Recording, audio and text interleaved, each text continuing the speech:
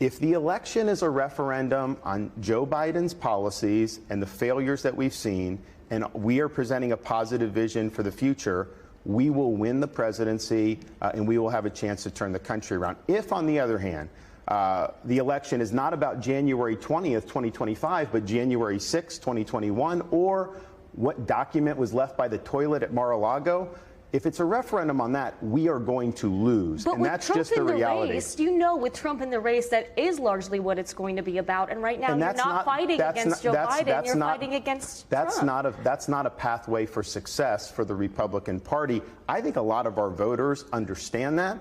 Yes or no, did Donald Trump lose the 2020 election? Whoever puts their hand on the Bible on January 20th every 4 years is the winner. Okay, but respectfully, you did not clearly answer that question. And if you can't give a yes or no on whether or not Trump lost, then how can... Of course he lost.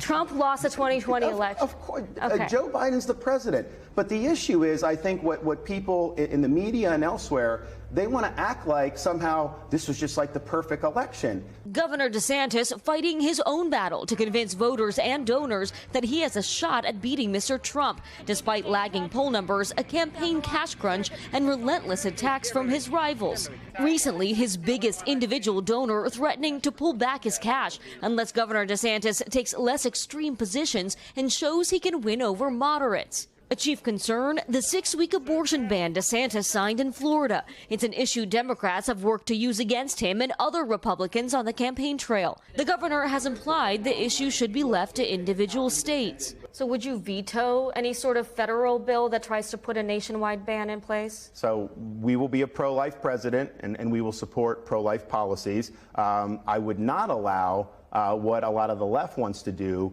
which is to override pro-life protections throughout the country, all the way up really until the moment of birth in some instances, which I think is infanticide. Well, actually, I got to push back on you on that, because that's a misrepresentation of what's happening. I mean, that 1.3% of abortions happen at 21 weeks or higher. There's no evidence of Democrats pushing for but their abortions view up is, until... Their view is that all the way up into that, yet there should not be any legal protections.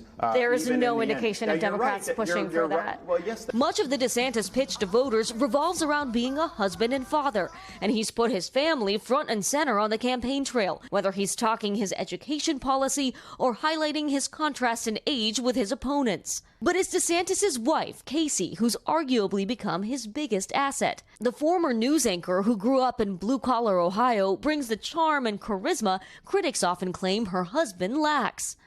What made you both decide to bring Casey in as such a big part of this campaign? Can I answer this for the first one? Okay. So, because it's not like anybody said, oh, we need to deploy Casey to get out there and to do it. No, this is totally because I want to do it. In October 2021, Casey DeSantis was diagnosed with breast cancer. He was there for me, and he was there to go pick up my kids when I couldn't. And he did it with humility, and he did it with love. And I'll tell you what, can't ask for a better husband than that. Yeah, you know, I mean, How does it feel? How does it feel to hear her say that? I mean, well, look, that's you know, in sickness and in health, that's what you sign up for. I mean, and so she's not only my wife, she's my best friend, and so this is just what you do.